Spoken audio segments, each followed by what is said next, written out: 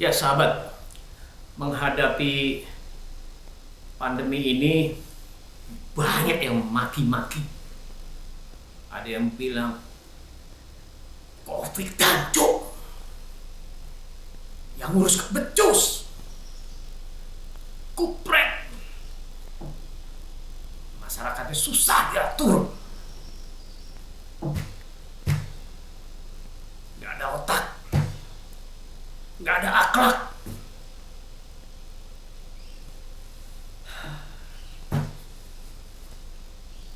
Kurang ajar, nggak beradab, bansos dikorupsi. Ya, pertanyaannya, apakah umpatan-umpatan itu menyelesaikan masalah Anda? Kecuali yang satu ya, soal bansos. Menyalahkan masyarakat nggak disiplin, menyalahkan pemerintah yang kurang beres, menyalahkan siapapun di luar diri kita. Ternyata ya tidak merubah apapun, bahkan membuat kita semakin approve untuk bermalas-malasan, untuk tidak melakukan apapun. Baik sahabat, mari kita belajar dari kambing untuk memotivasi diri di masa pandemi ini.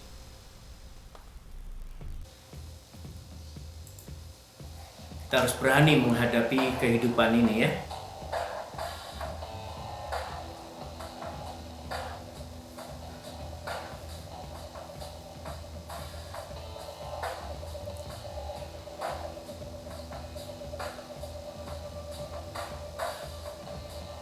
Au.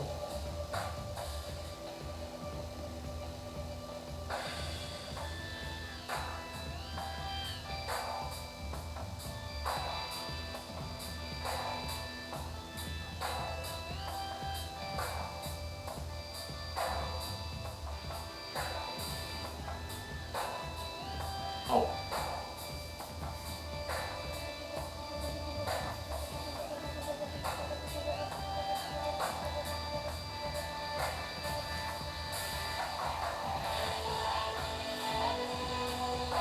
Ya, ini kejadian-kejadian soal kambing.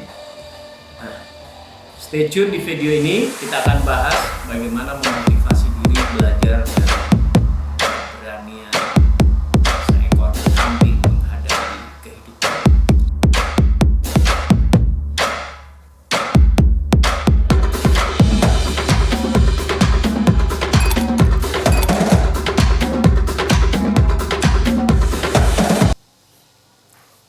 Ya sahabat, situasi pandemi yang berat buat siapapun, impact-nya banyak ya, ke dunia bisnis, ke personal, pasti berdampak. Dan itu membuat orang banyak yang drop, banyak yang kehilangan harapan.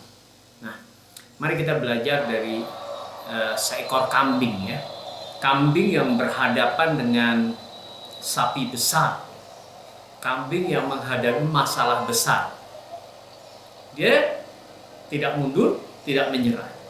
Dia bangun optimisme, walaupun masalahnya ini besar, dia terus berani menantang permasalahan.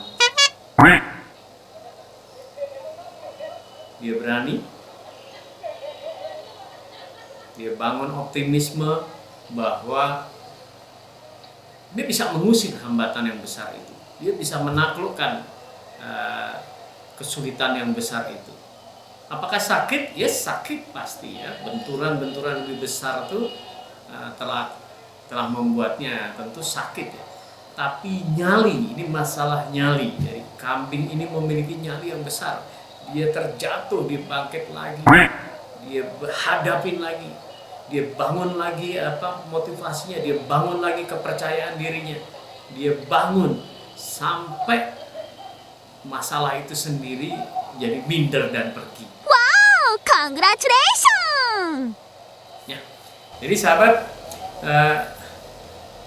memang sekarang ini dunia, negara sampai ke level keluarga pasti memiliki masalah yang cukup rumit ya. Kita bisa lihat di sekitar kita atau mengenai diri kita sendiri bahwa memang ada permasalahan yang sangat-sangat pelik. Satu di masalah kesehatan, keamanan dan perlindungan keluarga. Yang satu lagi masalah perekonomian. Banyak case-case atau bidang-bidang tertentu yang dampaknya itu luar biasa ya. Sudah banyak kita dengar outlet bisnis yang di mall-mall tutup ya, di pinggir jalan tutup, perusahaan tutup, mengurangi karyawan dan segala macam. Itu sudah kita dengar dan itu real ada di depan mata kita, dalam kehidupan kita. Belum lagi ditambah bencana yang bertubi-tubi ya. Dari sisi pemerintahan itu pasti juga mengeluarkan dana, di mana dana sendiri pemerintah sedang kesulitan. Jadi ini benar-benar masalah yang kita hadapi real. Namun demikian teman-teman, kalau semakin banyak orang drop, maka justru semakin loyo, semakin lesu. Semakin banyak orang tidak muncul motivasinya, maka akan semakin justru terpuruk dan ambruk. Jadi sahabat, secara pribadi mari kita munculkan lagi optimisme itu, karena optimis itu artinya pandai membangun harapan. Pandai membangun harapan. Di depan ketika ada maki-maki ya, menyalahkan orang lain, itu justru sangat berbahaya. Kenapa?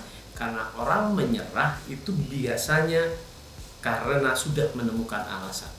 Nah, sekarang ini sudah terhampar jutaan alasan yang membenarkan kita untuk diam, jutaan alasan yang membenarkan kita untuk santai, jutaan alasan yang membenarkan kita untuk tidak melakukan apapun. Ini mengerikan ya. Jadi memang mau bergerak karena pandemi, mau bergerak karena banyak bidang bisnis ambruk, mau melakukan ini karena ekonomi lesu. Yes. Jadi memang ini sudah tersedia alasan dan silakan pakai, maka Anda akan menyerah. Karena proses di kepala manusia adalah orang menyerah ketika sudah menemukan alasan. Saya secara pribadi pun banyak menemukan alasan untuk tidak melakukan apapun ya.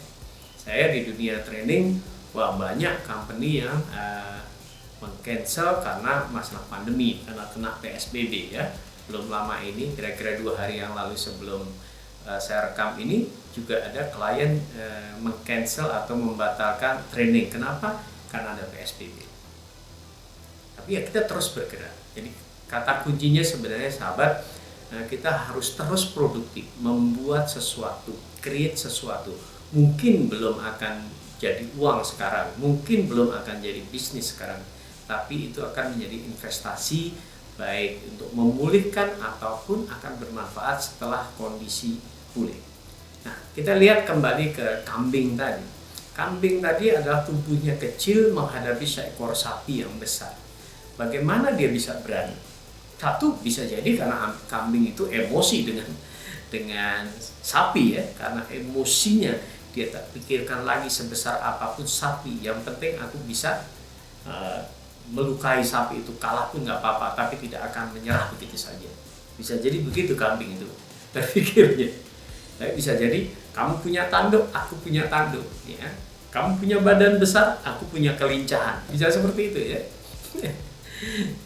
Sapi pun hanya menggunakan tanduknya, harusnya dia gunakan injek kakinya. Tapi itulah kambing, dia dorong-dorong, emang nggak kuat mendorong. Tapi bisa jadi tanduknya kalau kena mata berbahaya, tanduknya kalau kena mungkin mulutnya juga akan melukai.